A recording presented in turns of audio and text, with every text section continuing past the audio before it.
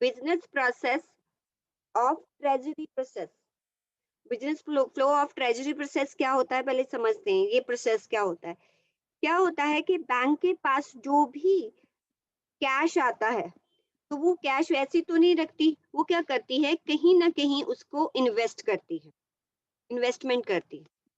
और second thing, अगर देखो बैंक में आपको कोई भी फॉरेक्स की, फॉरेन करेंसी की रिक्वायरमेंट होती है, तो आप बैंक के पास जाते हो, ठीक है। अब बैंक के पास भी तो कहीं से वो आनी चाहिए, वो फॉरेन करेंसी। जैसे मैं एक एग्जांपल लेती हूँ। फॉर एग्जांपल, मैंने कहीं से बाहर से एक्सपोर्ट, मैंने एक्सपोर्ट, मैंने इंपोर्ट किया, सपोज करो मैंने बाहर से इंपोर्ट किया। जिससे मैंने इंपोर्ट किया है, वो पर्सन जो है वो बाहर रहता है, वो यूके में रहता है। अब ऑब्वियसली मैंने यहाँ से इंपोर्ट किया, इसको मुझे पेमेंट तो करनी पड़ेगी, ठीक है। अब पेमेंट तो बाहर की कंट्री में होती है, डायरेक्टली तो मैं इसको पेमेंट नहीं कर सकती। तो बताइए इसकी पेमेंट कैसे होगी? इसकी पेमेंट तो मेरे बैंक के थ्रू होगी। अब बैंक वहां जाके थोड़ी देगा। बैंक क्या करता है कि वहां जो बैंक होती है, यूके में जो बैंक होगी, ठीक है, उसमें इनका एक अकाउंट होता है, दैट इज कॉल्ड नोस्ट्रो। ऐसे ही बाहर की कंट्रीज का हमारे बैंक्स में अकाउंट होता है, उसको कहते हैं वॉस्ट्रो, ठीक है। तो नोस्ट्रो अकाउंट जैसे ही मैं बोलती हूँ, देखो मैं इस बैंक को जाके बोलती हूँ कि इस पार्टी को पेमेंट करनी है, तो वो यहाँ से यहाँ तक तो नहीं जाएगा। तो क्या करती है बैंक, क्या करती है कि अपने इस बैंक को, इस ब्रांच को जहां पर उसका नोस्ट्रो अकाउंट है, उसको जो है वो इंफॉर्मेशन देती है। वो जो है वो यहाँ से अमाउंट जो है वो यहाँ पर डिपॉजिट कर देता है, और मैं इसको पैसा दे देती हूँ। तो ये सारा फंक्शन जो परफॉर्म करना है, ये भी एक ट्रेजरी फंक्शन है, right.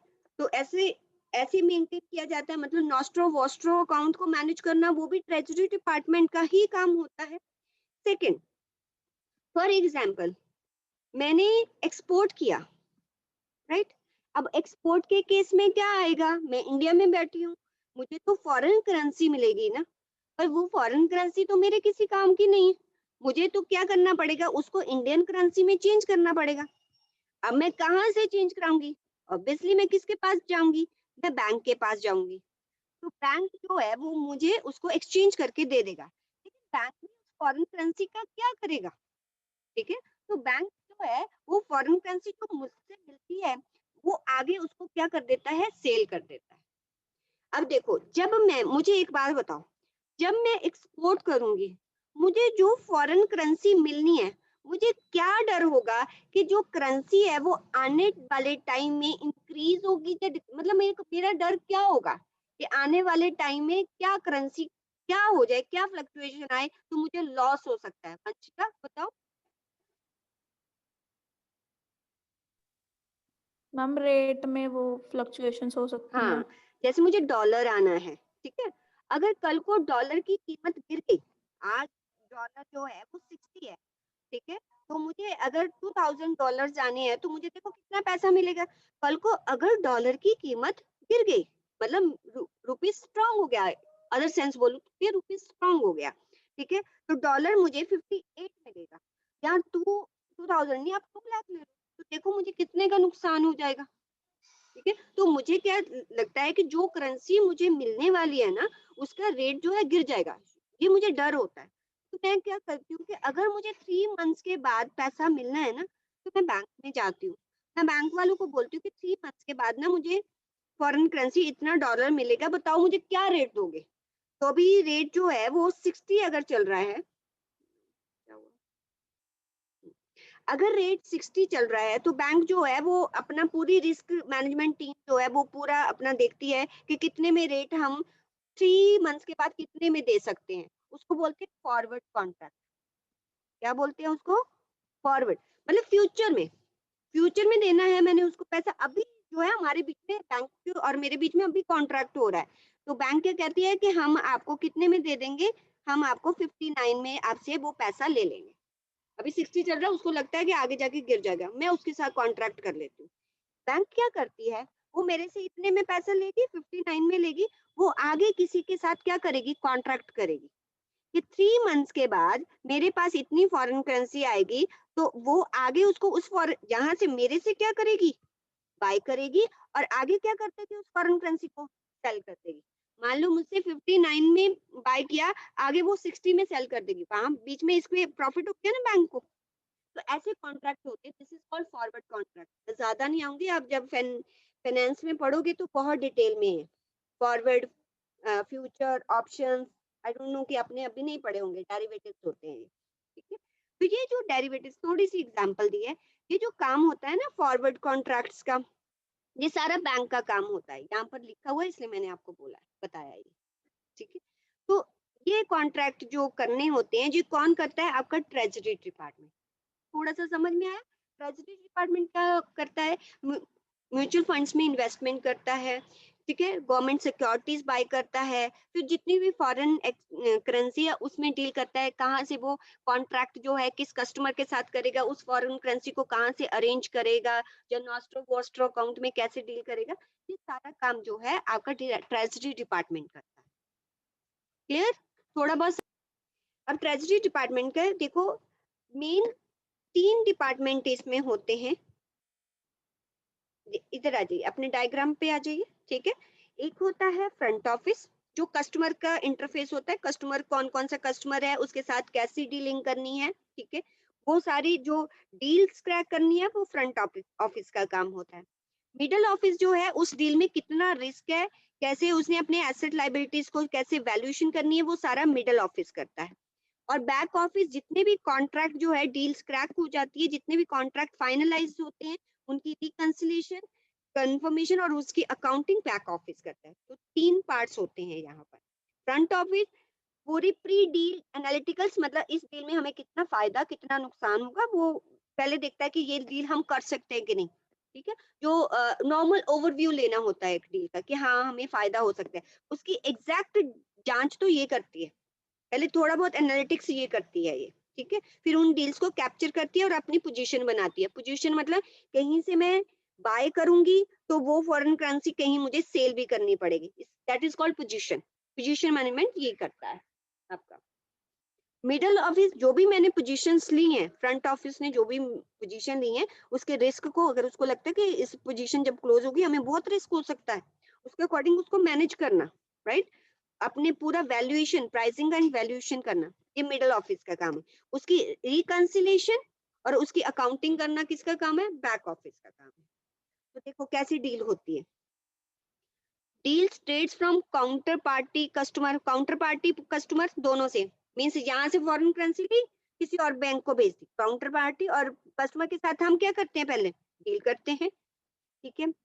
FO dealers capture the deal on FO system trading, FO मतलब फ्यूचर एंड ऑप्शन। अब ऐसे ही याद कर लो, फ्यूचर एंड ऑप्शन मतलब फ्यूचर में कोई कॉन्ट्रैक्ट सेटल्ड होना है, मैं कहीं से कोई डॉलर लूंगी, मैं किसी और को सेल करूंगी, ठीक है। तो जो एफओ डीलर्स होते हैं वो कैप्चर करते हैं इस डील को, जैसे मैंने आपको समझाया अभी। कहाँ गया ये, 2 मिनट स्टूडेंट, ठीक है। तो एफओ डीलर क्या करते हैं, उस डील को कैप्चर करते हैं, अगर तो उस डील की सारी डिटेल्स करेक्ट है, यस, तो प्रोसेस्ड करते हैं, फिर उसको फर्दर प्रोसेस्ड के लिए भेजा जाता है, प्रोसेस मतलब मिडल ऑफिस में भेज देते हैं। तो मिडल ऑफिस उसकी कंप्लीट जो प्राइसिंग वैल्यूएशन वगैरह वो करता है, ठीक है। और जो प्राइसिंग वैल्यूएशन उसने की है, क्या वो डिटेल करेक्ट है कि नहीं, कौन उसको कंफर्म करता है, बैक ऑफिस कंफर्म करता है, ठीक है। तो बैक ऑफिस जो भी है, पूरी सेटलमेंट, अगर मैंने कोई सेल किया है, परचेज किया, बैक ऑफिस उसकी पूरी रिकॉर्डिंग करके सेटलमेंट करके हमें बता देता है कि हमें इतना प्रॉफिट या इतना सेल्स हुआ है, और उसकी रिकॉर्डिंग जो है रिकॉर्डिंग बैक ऑफिस कर देता है। दिस इज ऑल, इतना ही याद करना है, कुछ और पढ़ने की कोशिश नहीं करना। मैं दोबारा से इस प्रोसेस को समझा रही हूँ, दोबारा से सुनो। ट्रेजरी प्रोसेस में क्या होता है, एक front office, middle office, back office.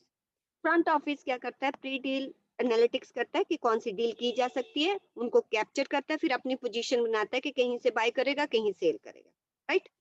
Middle office जो भी डील्स हम करने जा रहे हैं उसमें कितना रिस्क इन्वॉल्व है और उसकी प्राइसिंग और वैल्यूएशन, और हमारी एसेट लाइबिलिटी को मैनेज करता है, कितना उसमें गड़बड़ हो सकती है, क्या जितने एसेट्स हैं उससे ज्यादा लाइबिलिटीज, सब कुछ हमारा मिडल ऑफिस देखता है। और बैक ऑफिस पूरी सेटलमेंट, जो भी हमने डील की है ना, बाय किया या सेल किया, उसका पूरा जो भी पैसा लेना देना वो सब कुछ बैक ऑफिस करता है और उनकी अकाउंटिंग करता है। अब कहाँ से स्टार्ट होता है प्रोसेस, पहले तो मैं काउंटर पार्टी और कस्टमर के साथ डील करूंगी, फिर डील कैप्चर करके बताऊंगी किसको, मिडिल ऑफिस को। अगर तो सब कुछ करेक्ट है तो ट्रेजरी सिस्टम जो है वो उसकी क्या करेगा, प्रोसेसिंग करेगा और उसकी प्राइसिंग वैल्यूएशन देखेगा, और बैक ऑफिस को कहेगा कि ये डील हमने कर ली है। बैक ऑफिस क्या करेगा, उस डील के अकॉर्डिंग सेटलमेंट करेगा और उसकी अकाउंटिंग कर देगा। Is it okay? ठीक है। अब मुझे बताओ इसमें क्या क्या रिस्क हो सकते हैं, क्या क्या कंट्रोल्स हो सकते हैं। अरे हमने जो है अनऑथराइज्ड सिक्योरिटी सेटअप सिस्टम में कर लिया, ऐसी सिक्योरिटी जिसमें हम ऑथराइज्ड भी नहीं थे कि हम उनमें डील कर सकते हैं, हमने वो कर लिया। तो उसके लिए क्या होना चाहिए, प्रॉपर सेग्रीगेशन ऑफ ड्यूटी होनी चाहिए। हमने इनकरेक्ट ट्रेड को प्रोसेस कर दिया, जो ट्रेड प्रोसेस नहीं करना था उसको प्री प्रोसेस, इसके लिए भी क्या होनी चाहिए, सेग्रीगेशन ऑफ ड्यूटी। मींस देखो, इनकरेक्ट ट्रेड या अनऑथराइज्ड सिक्योरिटी तो तभी आप करोगे ना जब हम जो है होली स्लोली एक ट्रांजैक्शन के लिए क्या होंगे, रिस्पॉन्सिबल होंगे। अगर हमारा काम कोई और चेक करता होगा तो ये दोनों चीजें हो नहीं सकती, राइट। और unauthorised confirmation or process, confirmation जो अनऑथराइज्ड है वो भी हमने, मतलब कंफर्मेशन हमें बैक एंड से मिलनी थी और वो पर्सन ने दे दी जो उसके लिए क्या क्या था, ऑथराइज्ड भी नहीं था, उसने हमें कंफर्मेशन दी, हमने ट्रांजैक्शन कर दी। तो क्या है इसके लिए कंट्रोल, कि हमारी complete and accurate confirmation to be obtained from the counter, मतलब कंप्लीट कंफर्मेशन काउंटर पार्टी, जब तक आपके पास पूरी डॉक्यूमेंटेशन ना हो तो वो आप आगे प्रोसेस उसको नहीं करोगे। तो तीन आपने सिर्फ पॉइंट आप यहाँ पर याद कर लो, रिस्क एंड कंट्रोल्स के, उससे ज्यादा करने की जरूरत नहीं है। फिर नॉस्ट्रो अकाउंट मैंने आपको बता ही दिया था, इनकरेक्ट नॉस्ट्रो पेमेंट्स प्रोसेस कर दी, ठीक है। आपका पूरा नॉस्ट्रो अकाउंट का रिकंसिलेशन होना चाहिए। नॉस्ट्रो अकाउंट क्या होता है कि हमारा अकाउंट किसी फॉरेन बैंक में है, ठीक है, वहां से पेमेंट किया जाता है, वहां से पेमेंट करेंगे, यहाँ पर हम उस पैसा उसको भेजेंगे, उसका कंप्लीट रिकंसिलेशन जो है प्रॉपर होना चाहिए। ओके, ये था आपका ट्रेजरी का process. Then loans and trade finance process, ये अब आपको के ऊपर भी तो मॉर्टगेज किया था, अब ये कौन सा लोन, ये शॉर्ट टर्म लोन होते हैं बेटा, जो बिजनेस को दिए जाते हैं, कंपनी को दिए जाते हैं, उसके बारे में बता रहा है, ठीक है। तो लोन्स जो है एक तो फंड बेस्ड दिए जाते हैं, एक गारंटी दी जाती है कंपनी को, दोनों के प्रोसेस के बारे में बता रहा है वो। देखो, पहला है प्रोसेस जो है fund flow based loan, means आपने कोई भी कंपनी को एडवांस किया, चाहे ओवरड्राफ्ट का की फॉर्म में एडवांस दिया, ठीक है, चाहे कमर्शियल पेपर्स जी आपने वो किए, बिल ऑफ एक्सचेंज को वो किया, डिस्काउंटेड किया, मतलब इन सब का जो फ्लो है वो किसी बैंक के अंदर इसका प्रोसेस क्या होता है उसको समझाया गया है। पहले तो हम ये देखते हैं, आइडेंटिफाई कस्टमर करते हैं कि कौन कस्टमर है जो हमारे पास आया है, ठीक है। कौन आइडेंटिफाई करेगा, आपका रिलेशनल मैनेजर। तो रिलेशनल मैनेजर फिर क्या करेगा, उस कस्टमर से कुछ रेलेवेंट डॉक्यूमेंट्स जो हैं, अगर उसने लोन देना है, शॉर्ट टर्म लोन देना है, उससे कुछ रेलेवेंट डॉक्यूमेंट्स लेगा। ऑब्वियसली उनकी एवेलुएट कौन करता है, क्रेडिट टीम, ऊपर भी हमने यही देखा था, सिर्फ वो ऐसे स्विम लाइंस में दिया हुआ था, यहाँ पर एक आपको अलग से दिया हुआ है, ठीक है। पहले तो कस्टमर किसके पास जाएगा, रिलेशनल मैनेजर, रिलेशनल मैनेजर क्या कलेक्ट करेगा, डॉक्यूमेंट, उनको एवेलुएट कौन करेगा, क्रेडिट टीम।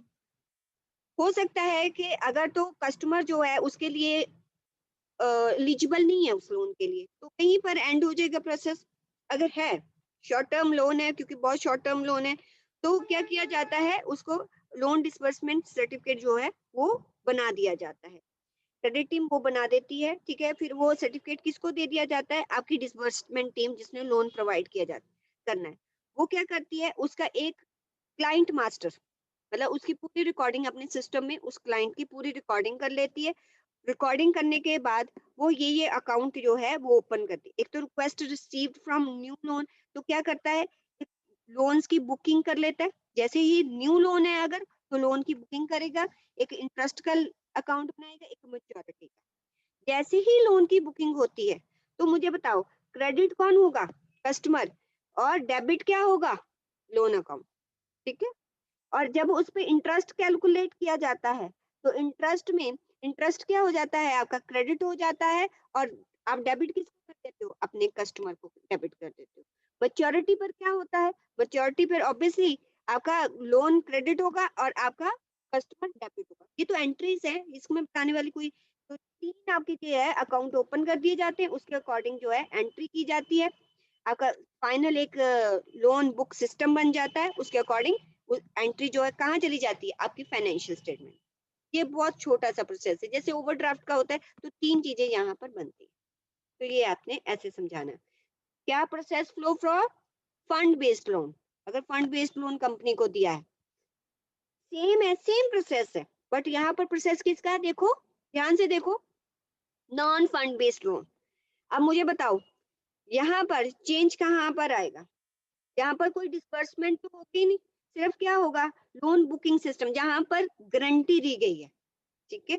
अब जब गारंटी दी है तो एक फैसिलिटी उसको दी गई है, उसके लिए हम इंटरेस्ट नहीं चार्ज करते, क्या चार्ज करते हैं, कमीशन, ठीक है। तो अब जब फैसिलिटी को बुक किया जाएगा तो एक हमारा क्या बन जाएगा, कंटीजेंट एसेट बन जाएगा, ठीक है, और एक कंटीजेंट लायबिलिटी, एसेट और लायबिलिटी दोनों ही क्रिएट करेंगे। कमीशन, कमीशन तो हमें मिल रही है ना, तो कमीशन क्या होगी, क्रेडिट, और डेबिट कौन होगा, कस्टमर। मैच्योरिटी पर क्या होगा, फिर हम इस एंट्री को क्या कर देंगे, रिवर्स कर देंगे, ठीक है। फिर हमारी बैलेंस शीट में क्या होगा, लायबिलिटी और एसेट्स दोनों क्या हो जाएंगे, हट जाएंगे, क्योंकि पहले उसको डेबिट किया था, उसको क्रेडिट किया था। और इसका इम्पैक्ट जो है, कंटीजेंट एसेट है, वैसे नोट्स टू अकाउंट्स में जाता है, वहां पर इसका इम्पैक्ट दे देंगे। बस आपने याद कहाँ रखना है, तो ये 3 अकाउंट याद रखने हैं, यहाँ पर ये 3 अलग है, यहाँ पर अलग है, ये वाला फंड बेस्ड और नॉन फंड बेस्ड। तो किसके पॉइंट ऑफ व्यू से बताना है, कंपनी, जब कंपनी को गारंटी दी जाती है, या कंपनीज को fund based short term loan दिए जाते हैं, ठीक है। और ऊपर वाला जो था वो हम होम लोन की बात कर रहे थे, ये कंपनी की पॉइंट ऑफ व्यू से बात कर रहे हैं। तो मुझे बताओ कितने प्रोसेस किए, कासा का किया, ठीक है, क्रेडिट कार्ड का किया, मॉर्टगेज का किया, ट्रेजरी डिपार्टमेंट का किया, फंड बेस्ड और नॉन फंड बेस्ड लोन का किया। ये प्रोसेस आप आज ढंग से देखोगे इन प्रोसेसेस को, अगर ये प्रोसेस आए तो इसमें मुझे नहीं लगता कि कहीं भी आपको प्रॉब्लम आनी चाहिए। सारे प्रोसेसेस आप देखोगे, कल का आपका काम क्या है कि ये सभी प्रोसेसेस अपनी कॉपी में ड्रॉ करके, बिना देखे आप फोटोकॉपी, आप मुझे व्हाट्सएप करोगे, ये आपका होमवर्क है, सारे प्रोसेसेस। समझ आई है बात, अच्छे, यस मैम। हाँ अच्छे मार्क्स लाने इतना आपको एफर्ट करना पड़ेगा। वंशिका बेटा कर लोगे, एग्जाम तो नहीं चल रहे, नो मैम, मतलब एग्जाम तो चल रहे हैं पर पढ़ना नहीं इतना कर होता। लेना है ना, थोड़ा बहुत तो करना पड़ेगा, क्योंकि अब रिवीजन है ना, रिवीजन में आपको मेरा साथ देना पड़ेगा, तभी इसका कुछ फायदा हो पाएगा। मैं आपको गारंटी देती हूँ, आपको हर पॉइंट याद हो रिकॉर्डिंग जाएगा। सेंड कर देना। हाँ बोलो, मैम मेरे को रिकॉर्डिंग सेंड कर देना, ये वाली आज हाँ वाली। हाँ मैं कर दूंगी, कर दूंगी, डोंट वरी, मैं कर दूंगी। हाँ रिस्क में, अरे जो लोन वाला था ना आपका, खाता का था, वही सेम रिस्क और कंट्रोल्स हैं। आप वही याद कर सकते हो कि आपने रॉन्ग क्रेडिट लाइन सेटअप कर दी, ठीक है, क्योंकि करंट अकाउंट में भी हम यही करते थे, ओवरड्राफ्ट फैसिलिटी, तो उसके जो भी हमने रिस्क को कंट्रोल किए हैं, वो सेम रिस्क कंट्रोल्स आप यहाँ पर लिख सकते हो। तो अलग से आपको कोई याद करने की जरूरत नहीं है, वही कासा वाला याद करके वो यहाँ पर लिख सकते हो, चाहे आप रीड करके देख लेना। वहां भी आई थिंक मैंने 3 करवाए हैं, वही सेम आपको यहाँ पर करने, ठीक है। बेसल 3 देखो क्या होता है, Basel 3, this prediction of Basel 3 based on artificial intelligence, पहले मैं आपको बताती हूँ। Basel 3 is nothing, ये regulations हैं, ठीक है। इसमें रूल्स एंड रेगुलेशन और प्रोसीजर्स लिखे होते हैं, जो ये बताता है कि किसी भी बैंकिंग इंडस्ट्री में बैंक्स को कैसे ऑपरेट करना है। अगर वो इन रूल्स के अकॉर्डिंग ऑपरेट करेगा, तो वो उसकी जो कैपिटल एडुकेसी जो होती है वो ऑलवेज मेंटेन रहेगी। अदरवाइज जो है उस बैंक जो है वो बैंकरप्सी के कगार पे आ जाएगी। आपने देखा होगा कि बहुत सारी बैंक है, जैसे लेमैन बैंक हुआ था आपका अमेरिका का, तो कैसे वो इंसॉल्वेंट हो गया था। तो बेसल 3 अल्टीमेटली रूल्स रेगुलेशंस बताता है, जो कि ये बताता है कि बैंक्स को कैसे ऑपरेट करना है। तो ये बेसल 3, तो बेसल 3 के रूल रेगुलेशन जो है वो कैसे बनते हैं, कैसे बनेंगे, पहले हम बैंकिंग सेक्टर का रिस्क असेसमेंट करेंगे कि बैंक के लिए क्या क्या रिस्क हो सकते हैं, करंटली क्या रिस्क है उसके लिए, और फ्यूचर फ्यूचर में रिस्क उसको क्या क्या हो सकता है, ये सब कुछ क्या रिस्क है वो असेस कैसे करेंगे। देखो रिस्क जो असेस किया जाता है वो कैसे किया जाता है, हम अपना इंटरनल और एक्सटर्नल इन्वायरमेंट को क्या करते हैं, एनालाइज करते हैं। मुझे बताओ हम इंटरनल और एक्सटर्नल इन्वायरमेंट को एनालाइज कैसे करेंगे, उसके लिए हमारे पास क्या होना चाहिए, डेटा, प्रीवियस ईयर्स का डेटा होना चाहिए। और वो डेटा कहाँ पड़ा होता है, डेटा वेयर हाउस, जो हम ऑलरेडी कर चुके हैं। अब क्या होता है कि जो रिस्क, जो बैंकिंग सेक्टर का रिस्क असेस किया जाता है ना, वो डेटा वेयर हाउस में जितना डेटा पड़ा होता है उसको क्या किया जाता है, उसको एनालाइज किया जाता है, अल्टीमेटली डेटा माइनिंग की जाती है, जिससे हमें डिफरेंट डिफरेंट ट्रेंड्स मिलते हैं, फाइंड आउट होते हैं। उन ट्रेंड के बिहाफ पर हम ये डिसाइड करते हैं कि आने वाले टाइम में बैंक्स को क्या रिस्क हो सकते हैं, उसके अकॉर्डिंग वो अपने रूल्स रेगुलेशन में चेंज करता है और क्या करता है, उसके अकॉर्डिंग रिस्क असेसमेंट पॉलिसीज बनाता है। जो मैंने बोला वही लिखा हुआ है, आप चाहे उसको पढ़ के देख लो, मैं आपको बताती हूँ। बेसल ट्री अल्टीमेटली क्या करता है, determining the capital adequacy based on A risk assessment. Bank की रिस्क असेसमेंट के अकॉर्डिंग वो उसको कैपिटल एडुकेसी रेशियो बताता है किसी भी बैंक को, ठीक है। अब जो रिस्क असेसमेंट बैंक का किया जाता है वो डेटा के अवेलेबल जो डेटा है हमारे पास उसके अकॉर्डिंग किया जाता है। और वो जो डेटा है वो हमें कहाँ से मिलता है, वो डेटा वेयर हाउस से प्रोवाइड किया जाता है। जैसे सीबीएस है आपका कोर बैंकिंग सिस्टम है, वो डेली का जो भी डेटा है, जब पुराना डेटा है वो सारा कहाँ ट्रांसफर करता रहता है, डेटा वेयर हाउस में ट्रांसफर करता रहता है। और वहां पर डेटा जो है वो एक मल्टी डिमेंशनल क्यूब में सेटअप कर दिया जाता है। बहुत ज्यादा डेटा होता है, डेटा वेयर हाउस में तो over the years number of years का डेटा पड़ा होता है। अब उस डेटा को क्या किया जाता है, उस डेटा के कॉम्प्लेक्स बिजनेस रिलेशनशिप्स को समझा जाता है। इसमें कोई ट्रेडिशनल आईएमएस रिपोर्ट नहीं होती, वो तो कर ही नहीं सकता। इसके लिए हम क्या करते हैं, डेटा माइनिंग करते हैं। अभी डेटा वेयर हाउस को एनालाइज करने के लिए क्या यूज होता है, कहता है the only comprehensive and accurate solution for this problem, क्योंकि जो पुरानी ट्रेडिशनल टेक्निक थी वो नहीं यूज होंगी। डेटा वेयर हाउस के डेटा को एनालाइज करने के लिए क्या यूज किया जाता है, artificial neural network logic use किया जाता है। और ये जो लॉजिक यूज करके डेटा वेयर हाउस के डेटा से हम क्या निकालते हैं, हिडन ट्रेंड्स निकालते हैं, जो हमें हेल्प करता है कि आने वाले टाइम में हमारे पास कितना रिस्क हो सकता है। दोबारा से बेसल थ्री क्या डिटरमाइन करता है, किसी भी कंपनी बैंक की कैपिटल एडुकेसी, जहाँ वो बताता है कि क्या क्या उन्होंने रूल्स रेगुलेशन फॉलो करने हैं। बट वो सब किस पर डिपेंड होता है, उसके रिस्क असेसमेंट पर। अब वो बेसल थ्री के रूल्स बनाने के लिए रिस्क असेसमेंट किया कैसे जाता है, रिस्क असेसमेंट करने के लिए हमें डेटा वेयर हाउस से डेटा लेना पड़ता है। अब डेटा वेयर हाउस का डेटा जब एनालिसिस करते हैं तो जो ट्रेडिशनल एमआईसी रिपोर्ट हैं या डिसीजन मेकिंग टूल्स हैं वो नहीं यूज हो सकते। उसके लिए क्या किया जाता है, हम यूज करते हैं क्या, आर्टिफिशियल न्यूरल नेटवर्क लॉजिक। ये न्यूरल नेटवर्क लॉजिक क्या होता है कि ये डेटा वेयर हाउस से डेटा लेके उसको एनालिसिस करके हमें क्या बताता है, हिडन ट्रेंड। इससे हमें ये पता चलता है कि आने वाले टाइम में कितना रिस्क बैंक को हो सकता है। समझ आया कि नहीं। कहता है impact of technology in banking.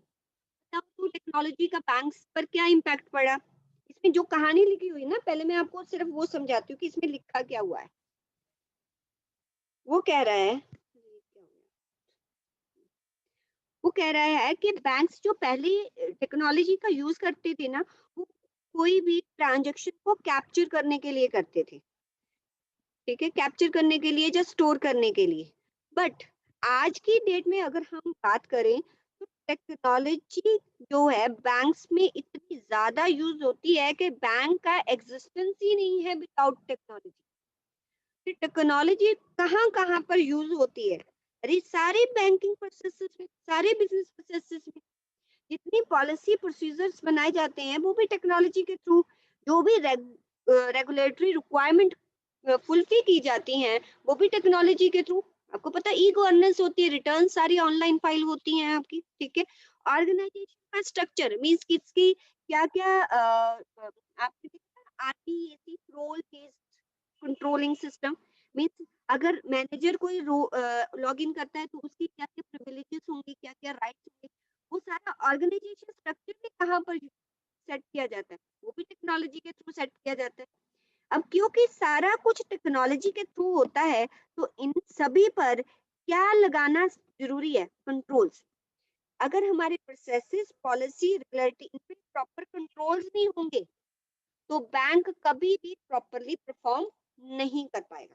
बस आपने क्या याद रखना है, सुनो। कहता कि बैंक्स के मेन कंपोनेंट्स क्या होते हैं? उसके प्रोसेसेस, पॉलिसीज, रेगुलेटरी रिक्वायरमेंट और ऑर्गेनाइजेशन स्ट्रक्चर। लेकिन आज की डेट में ये चारों कंपोनेंट्स किसके थ्रू यूज किए जाते हैं? टेक्नोलॉजी। अगर टेक्नोलॉजी के थ्रू इनका यूज हो रहा है, तो इन पर क्या होने चाहिए? एप्रोप्रिएट कंट्रोल्स होने चाहिए, ताकि बैंकिंग सेक्टर जो है वो एफिशिएंटली और इफेक्टिवली वर्क कर सके। इसका सार यही है, बाकी उसमें कहानी डाली हुई है, वो आप देख सकते हो। मैं पढ़ के भी सुना देती हूँ।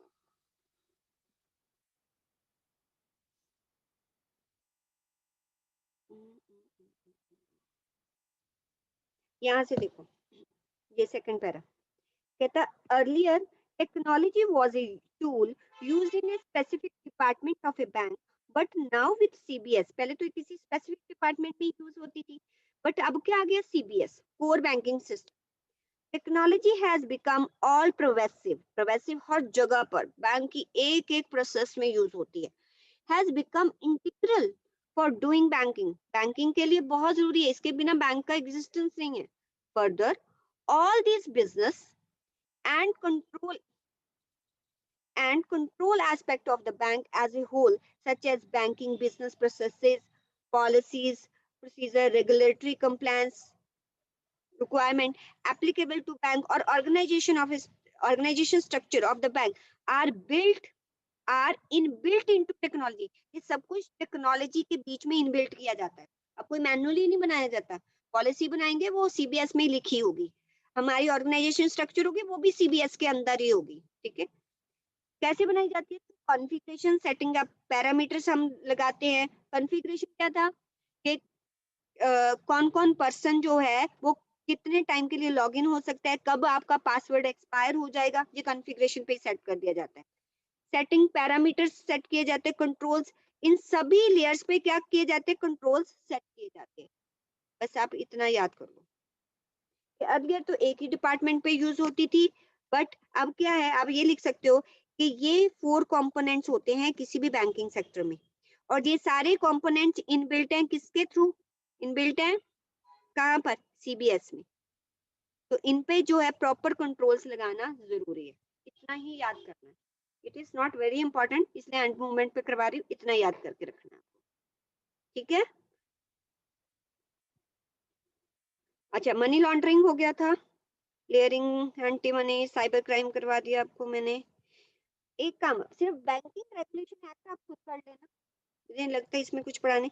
हाँ, मैं ये समझा देती हूँ आपको, नेगोशिएबल इंस्ट्रूमेंट 8081, आपको समझ ही नहीं आएगा वो लिखा क्या है।